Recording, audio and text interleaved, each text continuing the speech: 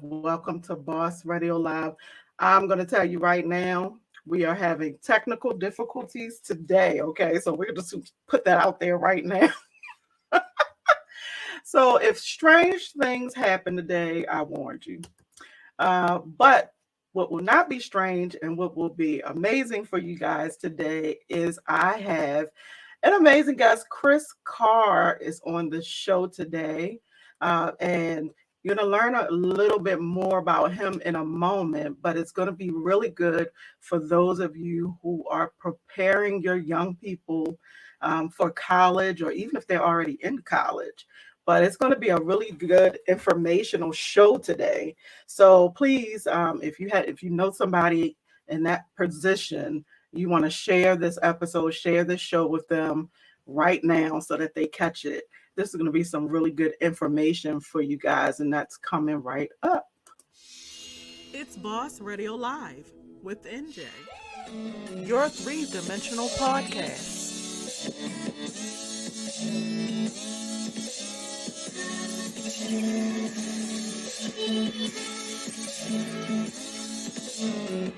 Baltimore, Maryland. I love my city. Wow. You have to have balance. Mother's Day extravaganza event being held. I LUC know as much forward. Come meet me today at the Spirit Fest.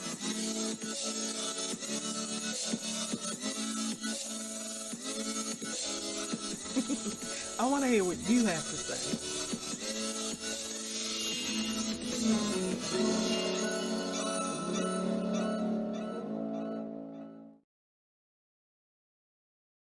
Again, welcome to the show. This is where he is the boss of me. And we have, as I said today, Chris Carr, who is an advisor, a mentor. He's a Ph.D., and he has started an organization called One Point Mentorship.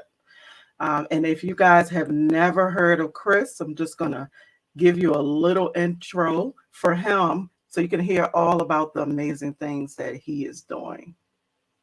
Chris Carr has dedicated his career to helping young people grow. With 15 years of experience in higher education, a Ph.D., and years teaching and mentoring thousands of students, Chris has accumulated a lot of knowledge that he wants to share with you.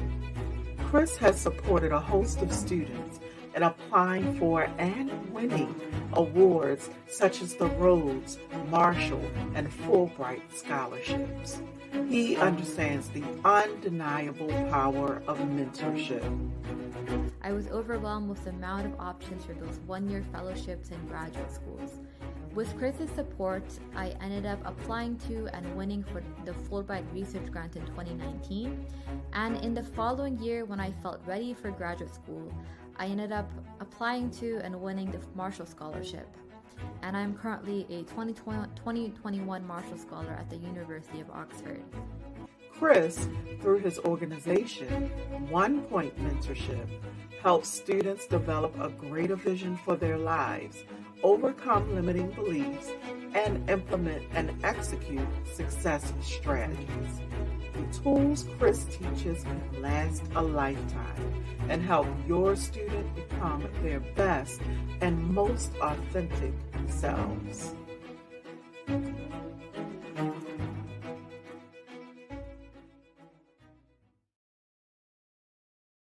So guys, welcome to the show, Chris Carr. Welcome, Chris. Hey, Michelle, how you doing? Thanks for having me. Well, I'm really glad to have you on. And actually, this is like a really great time to have you on for, I would say, those who are maybe going to 12th grade next year and those who are even just graduating. I just saw graduation today. So this is a really great timing. This information is just really good information to have. And organizations like you, what you do is awesome, and I love it. because we could use more help in that respect as far as trying to get to college. And then um, even the young lady who was in the intro, winning those very prestigious awards. So let's talk a little about that. So I'm going to start with how did you even get into doing this as a career? Well, I was always interested in teaching, and I actually studied business as an undergraduate. So a lot of the things that I teach students are from they're kind of lessons from personal experience that I wish I had when I was not an undergraduate. I wish I had someone kind of showing me some of these things. So I was a business major, but I always had an interest in teaching, and I wanted to travel. And but I always felt this pressure. I have to finish school in 4 years and get a job after, and all the economic pressure that comes with, you know, leaving high school and starting off on your own. And so I did my program, and then I was I was working for a year. I'm from New York, so I was working at an advertising agency, and it was okay, but I was like really kind of feeling like there are things that I wanted to explore that I didn't do in college, and one of them was teaching. And so I joined the Peace Corps. I was a Peace Corps volunteer. Oh, wow. So I lived overseas for 2 years, and that's when my first teaching experience was overseas. And then that was really, I just loved it. And when I came back, I actually took a few years, but I started teaching here at a community college back in New York City. I'm in California right now. I started teaching English, mostly academic essay writing. And that started like a lot of time in the classroom, and then went back to graduate school for my Ph.D. And so a lot of I was interested in becoming a professor and staying in the classroom. And then after I finished my Ph.D., I got a position, a more administrative position. The young woman that you had in the introduction was one of the students I worked with in the fellowships office at Brown University. So I was helping students apply for certain things like the Fulbright and the Rhodes Scholarship, really really high level awards. And that's when kind of the my interest expanded beyond just teaching, say, writing and being in the classroom too. Like I really enjoyed helping students, not just with the content of their applications, but helping them manage all the stress that comes with applying for this. Like it was really like a 6-month process applying for some of these things. And a lot of the students, like this, the young woman that you showed, she won 2 of these amazing awards. But when I first started working with her, she was like, I don't know if I can do it. I don't think I can. I'm not going to apply. I'm not going to, all these limiting beliefs and doubts. And she had this amazing record. And I kind of said, like, she was worried she didn't have the language skills and all these things. And I said, like, you have all this stuff. And so a lot of it's working with the content of their stuff, but also helping them just manage fears and doubts and anxieties about, am I good enough? And do I have enough to do this? Or how do I get to where I want to go? And that's what really, it kind of lit me up to be like, I still want to work with writing and writing support. I think writing is such an amazing tool. Hopefully we get to talk about that a little bit, but just the power of having a mentor who's maybe not a family member and someone who could be there with the students to help them, because things just come up. Even if you're a really top student at an Ivy League school, like these anxieties come in and help and prevent people from doing the things that they want to do. So you imagine like how many, there's 2 million students starting college every year, and all these with how expensive it is and the competition and all the anxieties that go with just leaving home and managing the freedom of being away. There's so much, and I think that so much goes into the application process, getting into college, and then it's like I feel like it's okay, now you're on your own to go figure out the rest. And I think what I found over my years in working in higher education with that, there were areas that students weren't being supported, and I think it's the most important areas, and say around mentorship and helping them figure out their lives beyond academics and beyond career, and just helping them figure out who they want to be and what their values are, and not just what job title they want to have. Honestly, Chris, it doesn't sound like you're just a mentor. It sounds like you become an additional parent for. It feels that way, yeah. Yes, and I'm going to tell you, well, one, it's your passion, because I can hear it in your voice. I don't have to ask about that. I can hear that is your passion. But you were talking, and I was thinking to myself, people who, we can be relatively intelligent, hold great jobs, whatever, but that's completely different from readying your child for college. And I've gone through it twice. So I I am personally acquainted with the process, but I mean, just managing the applications, period, is crazy. Mm-hmm. So what you do is really amazing. Like, I hope that people are really understanding how you could help them make this process so much easier. You just have the knowledge, the skills, right? Yeah. So let's talk a little bit about that, because we talked about like you were talking about the lady with the scholarship, it was Fulbright, right? Mm-hmm. Fulbright And then and the Marshall. Marshall. Yeah. Yes. So with those, which are, like we were talking about, very prestigious awards, but my understanding is also then you're even helping as they're doing their college essays and things like that as well. So how early do you come in the process? Mm-hmm. Well, yeah, at my last position where I was supporting that young woman, for example, I was mostly working with juniors and seniors and students getting ready to leave college.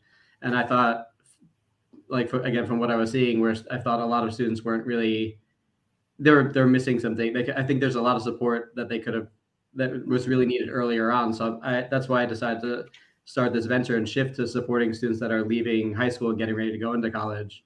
So not necessarily, I do some work with, say, college essay applications and stuff like that, or college applications with the essays and writing. But really what I like to do is to support them as they're getting ready to leave high school and getting ready to go into college.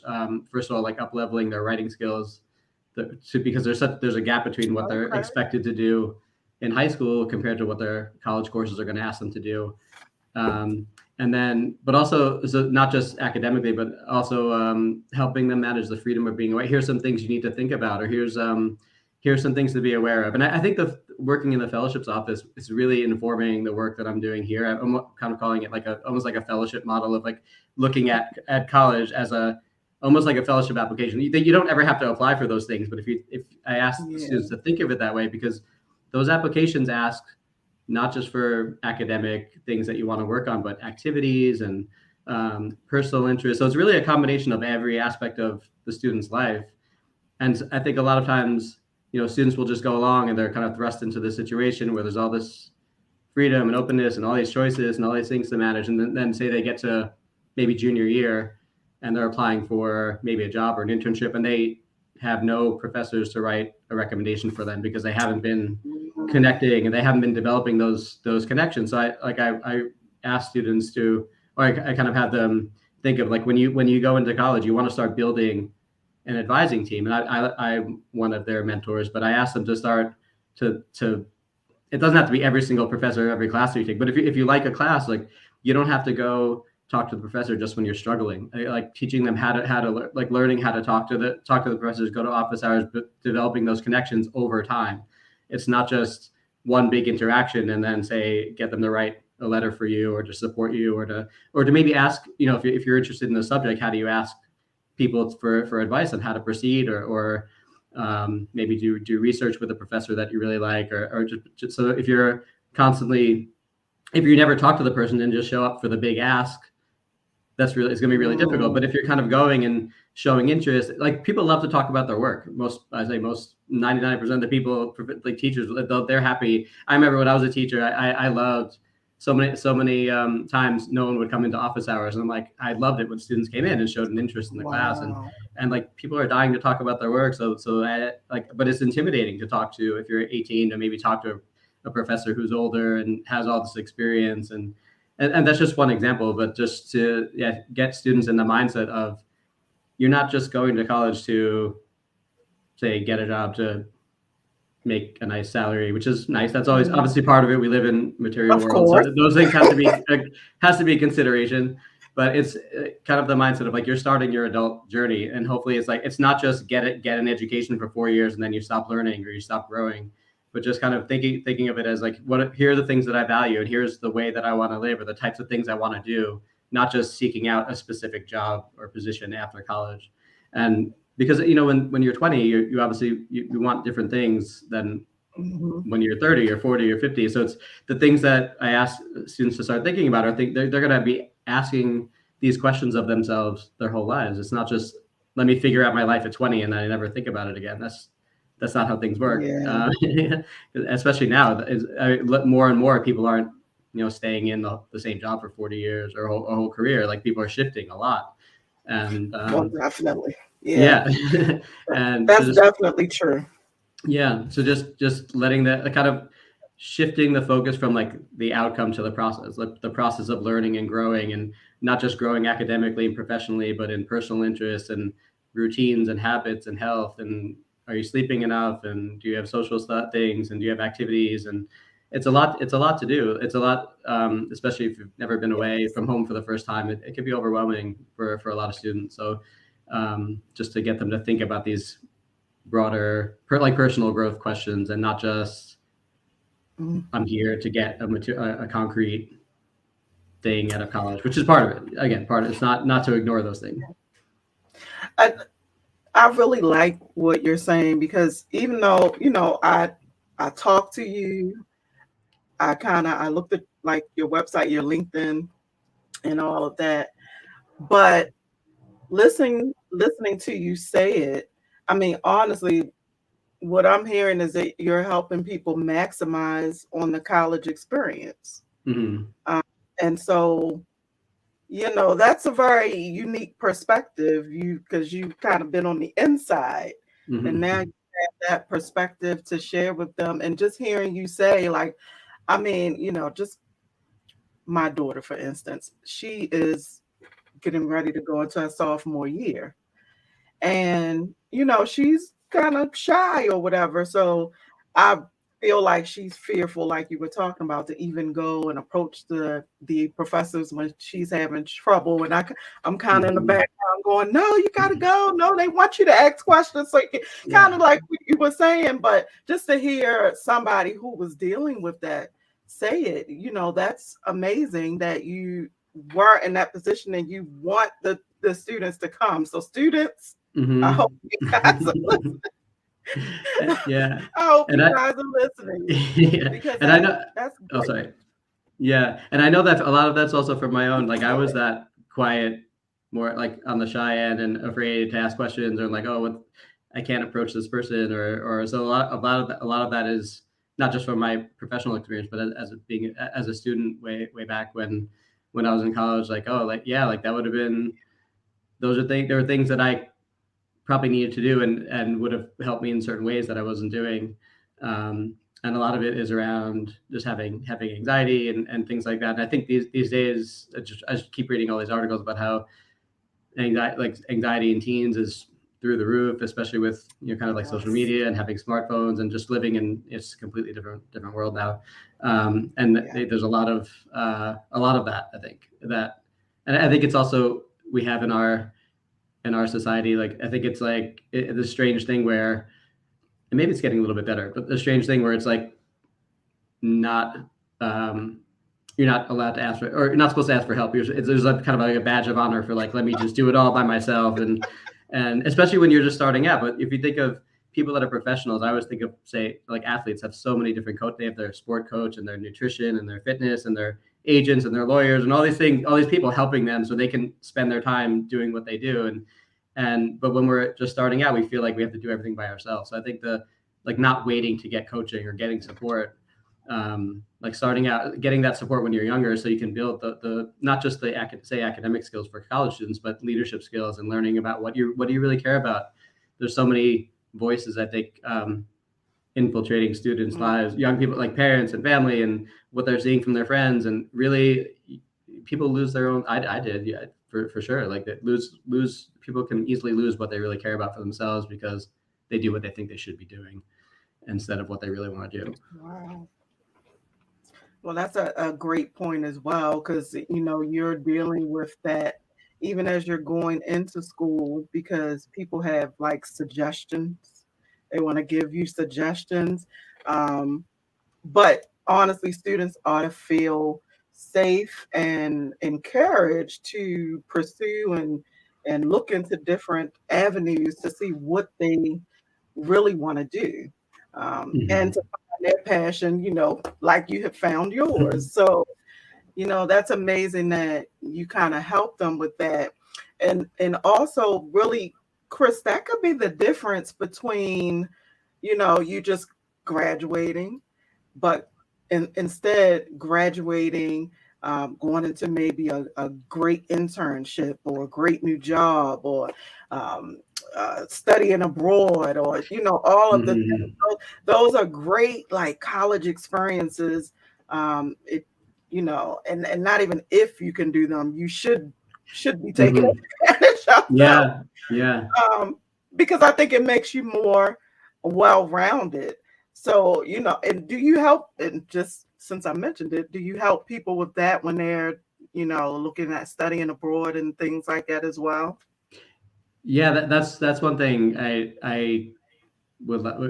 kind of talk with all students about, like like traveling and getting outside of.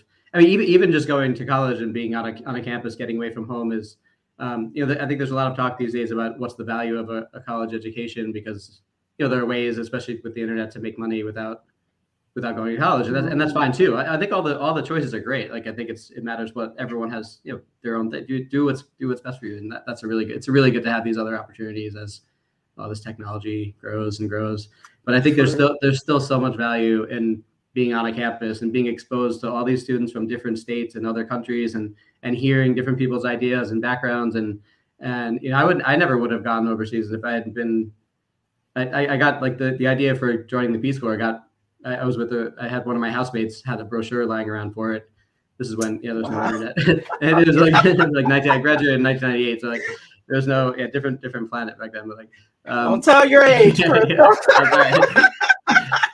Yeah, but if I hadn't seen that, I might never have done this, and that was one of the still one of the most foundational experiences of my life. So just being exposed to what other people are talking about, and different opinions, and, like, and seeing something, that alone. But I think beyond that, going to a different country, and traveling and seeing, I think we learn a lot more about ourselves if we get out of, if we kind of just stay in the small space that we grew up in. It's hard to, we don't really know ourselves that well. So it's not even just going and I want to learn a different language and go understand that country. But I found that what I got most of, I say, living overseas and traveling, was learning more about myself than I had in any other way. So that it's really valuable. So I try to get students to do that as much as possible, whether it's study abroad or apply for a fellowship, or for me, and it was joining the Peace Corps, because there's no, it's easy to talk us out of things. It's like, I don't have the money to do this, and I didn't have the money either. But you can find ways to do it. There's always a way to do it. True. And there are certain, not that everybody has to, but I think it's a really important experience. But I think it's just finding, whether it's traveling or exploring a different academic subject or trying different activities, it's really important to push ourselves out of our comfort zone, and to grow in different ways. And there's a million ways to do that. So it's what I do. I just talk with the students and find out what their interests are, and I maybe give suggestions on how they can do that for themselves. I don't have one. There's no, obviously, one answer for every single student. So it really depends on. I love talking, getting to know the students that I work with, and finding out what they really care about, and then helping them to build in those directions. And then, like, it's weird, because, like, I remember always wanting to know what's going to happen. I'm going to graduate. I'm going to get this job. This is going to happen. This is what my career is going to look like. But you take one step, and then you meet people that you never knew you were going to meet, and all these other doors open up. And then you start going on this other direction that you never thought you would go in, but it becomes really interesting, and you kind of follow your own path that way.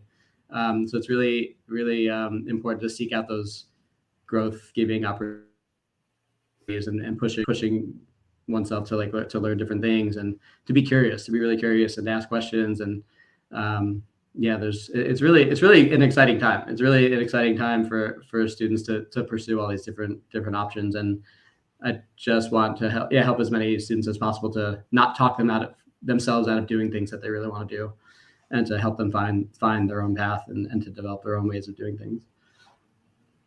Well, that's great. And I'm glad that there is someone like you who can kind of push them to do that.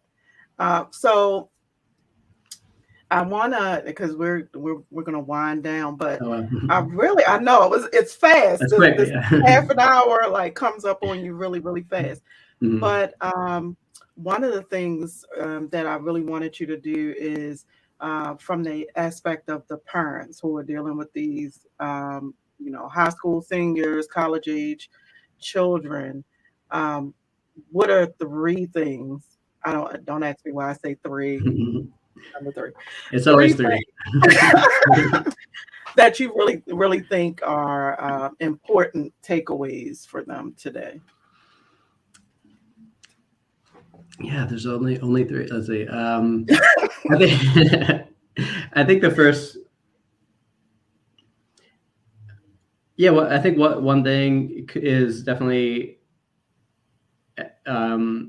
being curious, like kind of like focusing on like our language and approaching or asking students about what they're curious about or how they feel, like what's kind of underneath like the answer that we usually give to people, like I want to study this, why. Like I remember I was working with a student in the fall who wanted to go. She wrote an essay about wanting to be a computer science major, and I kind of pushed her like, because it was like really flat. It didn't really seem like she was that interested, and she really wasn't, like, but it was like something she thought that she wanted to do, or something that's popular, and she thought she'd be able to get a job. So anyway, like kind of opening up the lines of communication based on curiosity and openness and asking open-ended questions. That's one thing. I think encouraging the students to be curious themselves and to push themselves past their comfort zone is another thing. And two, like that's, I find that I guess the way I talk about it is focusing on the process versus the outcome. And then, yeah, I think it's knowing. This is kind of broad. There's a lot of things that go underneath this, but just knowing, reminding the students that their job, like it's that they're beginning their whole adult life. It's not like I have to do this thing immediately now and know exactly what I want to do now. Like some people do that, and that's great, but a lot of people don't, and that's also great. But just like knowing what type of student you have, and if they know what they want to do, that's amazing. But if they're kind of undecided, be like, look, we like encourage you to just grow and investigate the things that, like, what are you really curious about, and kind of ask those questions, like not just what do you think we're expecting of you, or what do you think the world is expecting of you, but what do you really like, and to listen and to listen to what they have to say, and to encourage them in those directions, I think is a great thing. And I guess I would say also get like writing skills. I always want to throw writing skills in there because like students want to forget about that, but that's such an important development. If students don't know what they want to do, like developing their writing skills is a way to uncover their thinking and uncover a lot about who they are if they're one of the say undecided students and or not sure what they want to do. That's a really amazing tool. That's a great point. I'm like, oh, I never thought of that. Yeah.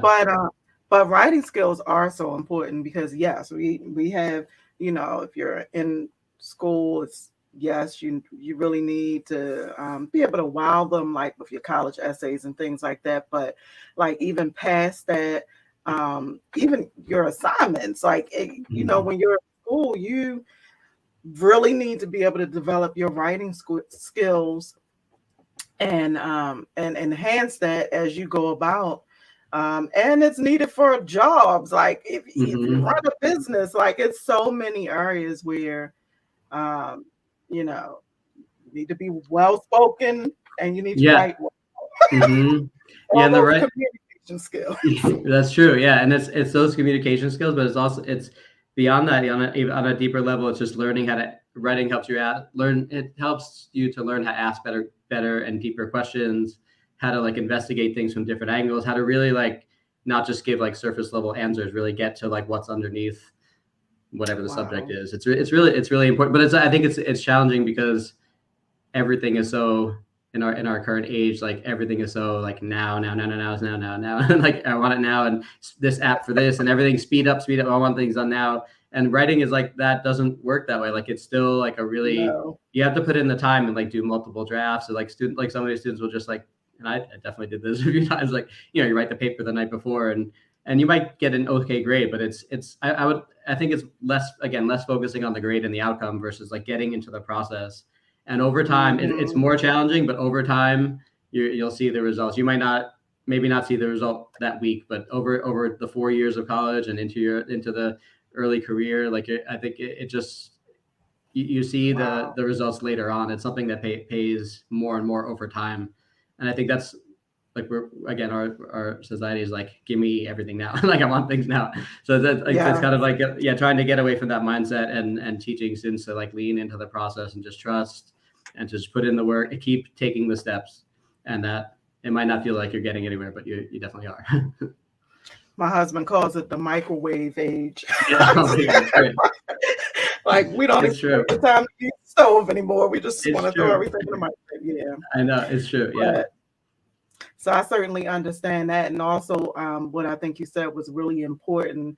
And you came at it from both angles, which is the parent being more concerned about what the child's thoughts are, what they want to do, what their interest, passion, whatever, what those things are, and then the child not being afraid. So of course, if the parent asks questions and seems interested in their point of view, they will probably be less afraid to really express that. So yes, that's definitely a big one, because we see that a lot. People taking paths that just, it's like I mean, I won't call it a waste of time. So I think every experience can bring something to you. It can, you can learn, you can grow from every experience, but you don't want to spend a lot of time doing something that's not even, an interest of yours. So that's a great point.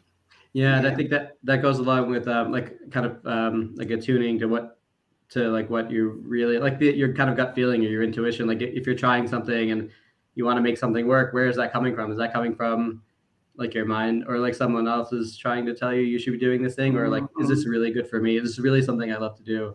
And like worrying about, I think if students follow, or adults or whoever follow their gut feeling and follow what they really love to do, like the results or the material success will come. But I think it's important to really enjoy. We spend way too much time working to not feel connected to the work that we're doing in some way. Yeah, right. Yeah. And it doesn't mean every day is going to be the most fun day. There's going to be like boring tasks to do in any job, and it's not like every day is going to be a huge party every day, no matter what you do.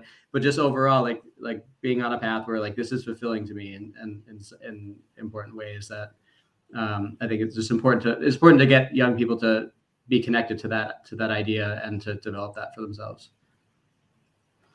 Yeah, and I actually had a mentor as well, and one of the pieces of advice given to me was, look at every day like it's an adventure.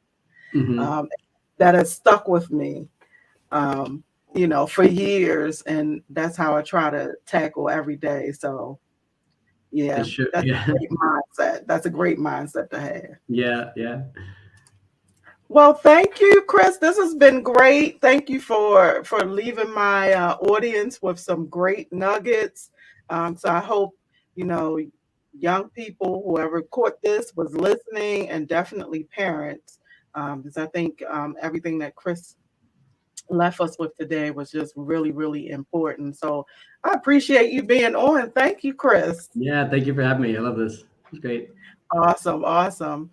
You guys, if you want to check Chris out, you can catch him on his LinkedIn there, and I'll also put that in the chat for the show as well. So you guys pick that up and go hook up with it.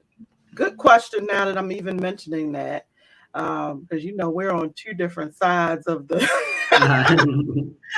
of the country, but I wanted to know, do you mentor people virtually? Oh yeah, definitely. Okay. Work with people, American students across the country, international students, whoever. Yeah, we're definitely. Wow. It would be great if they're local. It would be great to be able to meet face to face sometimes, but virtual. Yeah, most of my meetings are online. Yeah, it's good to know, Chris. Anybody, please reach out. We could do a free consult just to have a conversation if any of these things spoke to you, whoever's listening, and if you want to go deeper, I'll be happy to have a chat and get to know what you and your student are interested in and where you want to go. And then also, in addition to the LinkedIn, there's onepointmentorship.com is another place where there's some information on there, a little bit more detail or similar things that I've been talking about, and some of the things that I work with, and ways to contact me. One point, and I don't know why that's not in here, but One Point Mentorship. But LinkedIn, you can contact me through. I'll put it in the chat as well. Okay, great. Yeah, put that in. But thank you so much for joining me, Chris. This has been great. Yeah, that was a quick half an hour, right? I know it goes so quick. A lot of great information, though. So thank you, Chris. Yeah, thank you so much. All right, you guys, another showdown and great information again with my guest, Chris Carr. So until next time, you guys, make sure you catch us every second and fourth Friday, 6 p.m., same time, same place, same channels, for more great guests. Thank you, everybody, for listening in. Make sure you check out Chris's LinkedIn and onepointmentorship.com, and I'll put those in the chat, as I said, and you guys definitely reach out to him. I know that it is about that time. So really great show. And until next time, you guys, I will see you then. Stay boss.